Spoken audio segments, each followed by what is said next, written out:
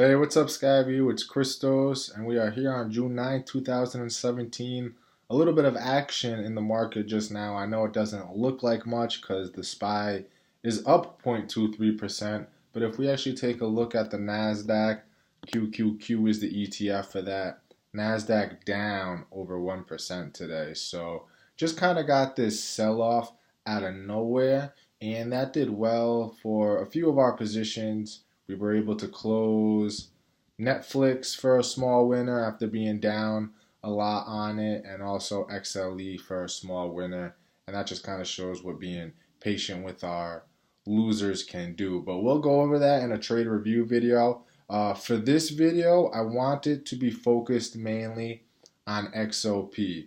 You can see that we've made back around 70 bucks on XOP today.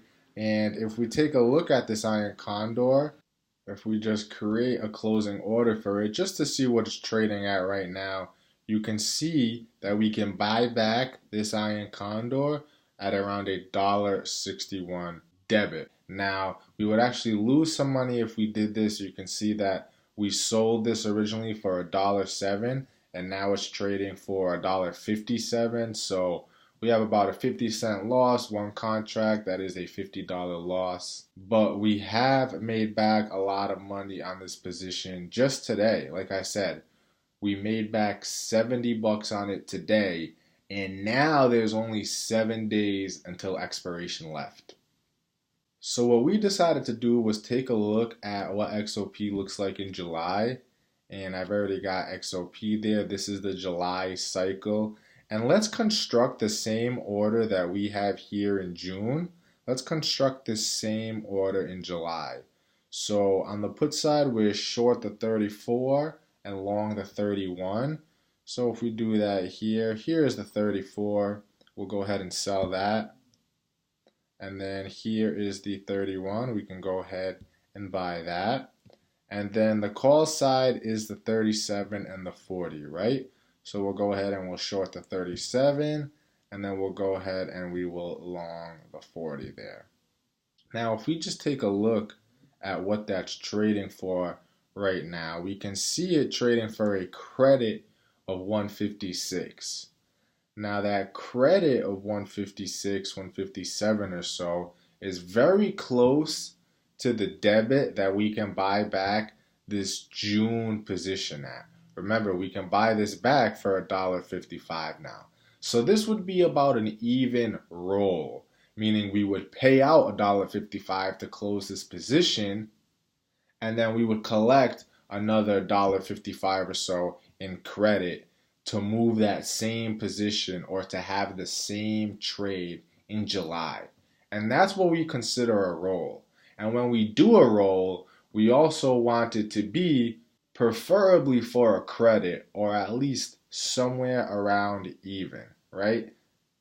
And what that's going to do is keep our break even at around the same area, but it's going to just extend time. We're going to have 42 days to kind of get a little pop back up to our sweet spot, and then hope we can manage this for around a 50-cent winner or more, which would take away the loss that we are about to realize on our June trade.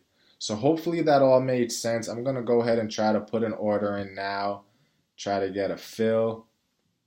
So I'll close this June order here, and we'll see if we can close it for $1.53. Pretty tight spread, $1.54. Let's go right in at the mid price, and I'm going to be fairly aggressive trying to get this fill, because I want to get filled and I want to roll to July pretty much as soon as possible. So that's not filling me. I'm going to cancel replace. Let's move it up to 155. Catch the fill there. Beautiful. So filled at 155 on that position. Now what I can do is go over to July. And sorry for the black making this ugly. I usually keep a black background, so when I change it to this light white background, it just kind of messes up. Anyways, well, we actually need all that. Now, I'll go back to my Analyze tab because I already have that July order pulled up. We closed that one for $1.55, the June order, and now we're going to try to sell this one for around the same price. So I'll confirm and send, of course, edit it, and very tight spread. Let's try to go in at the mid price. And again, I'm going to be fairly aggressive with this because I don't want this to get away from us either. So it doesn't look like we're getting filled at 157 there. I'm going to cancel replace. And I'll go down to 156. Remember, if we go down to 155, that will be an even roll. So hopefully we'll get filled around the same price here. Nope, doesn't look like we're getting filled at 156. That gives us one more penny here to work with. Hopefully we get the fill at 155, and it'll be, oh, let's sit here for a second. Come on, fill me. Nothing. I'm going in at 155. It'll be an even fill if we can get filled there, or an even roll if we can get filled there. Beautiful. So just filled that for $1.55 credit. So now that we're kind of all filled and the stress is taken away, we can go over here and just kind of review exactly what we've done. So let's go ahead and filter by symbol, XLE. Oop, not XLE, XOP. And then we'll also change this to around, I don't know, let's just go 60 days back just to be safe. Oh boy, and it looks like that's giving us a bit too much. So let's go 45 days back. Looks like we're gonna need around 30 days actually. I could have just done the math. There we go. So now here is everything that we've done so far with XOP as far as these same strikes go. So we originally initiated this order on 5/12, sold for a credit of 107. And then today we decided to buy it back for a debit of 155. So you can just take out a calculator, and 107 minus the 155 debit will give us our loss on the trade, which is 48 cents, and with one contract, of course, that is $48. And then what we did was initiated another trade in July. So we rolled from June to July, and we did it for even, right? And what we want, preferably, is to roll for a credit, meaning we want this credit to be higher than the debit that we paid here. In our case, we didn't get that. We got it for even, and that's fine too. All an extra few cents would do is, say, if we filled this at $1.60 credit and filled this at the $1.55 debit, all that would do is extend our break even to the upside by 5 cents. So not that much, right? It really doesn't matter. Even if we filled this for $1.50 credit, you know, we would lose 5 cents on our break even. So does it really matter? Not that much. In our case, what we're most concerned about is just rolling out from June to July, because June only has 7 days left to expiration, and we do not like to hold options with that little time remaining until expiration. And that's because our positions become very directional. And we saw that today. We saw that with XOP today. We made 70 bucks, 68 bucks back on XOP just today. And XOP, let's take a look at it.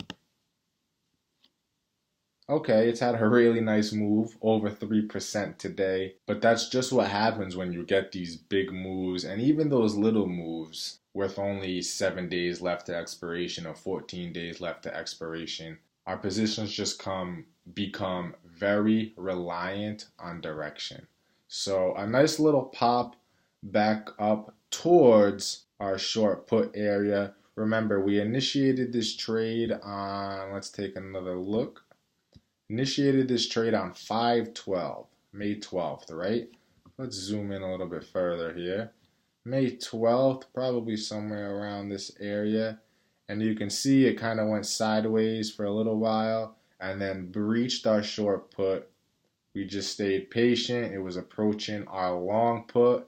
And today we got a nice little pop and we're able to close it for a small loss, very manageable loss, and just roll out into July. And we don't even have to change any of these price slices. Everything's exactly the same, especially because we did the roll for even, meaning that we did it for the same price. We sold this iron condor to open for the same price that we bought back this iron condor to close. So it's an even roll.